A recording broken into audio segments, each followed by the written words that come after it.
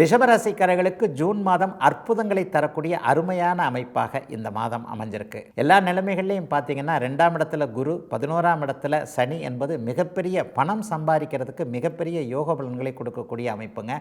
அதனால் ரிஷபராசிக்காரர்கள் இப்போது கொடுத்து வைத்தவர்கள் என்றே சொல்லலாம்.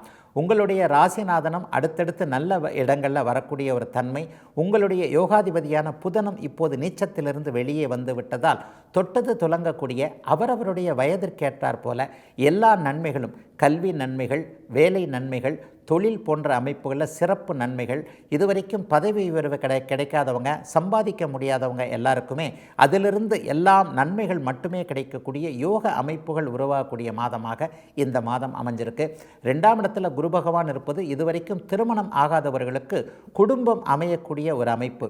இஷ்டப்பட்ட திருமணம், யாரை திருமணம் செய்து கொள்ள வேண்டும் என்று எண்ணியிருந்தீர்களோ அதற்கான உறுதி சம்மதங்கள் கிடைக்கக்கூடிய நல்ல மாதம் ரிஷபராசிக்காரர்கள் எல்லோருக்கும் இந்த ஜூன் மாதம்.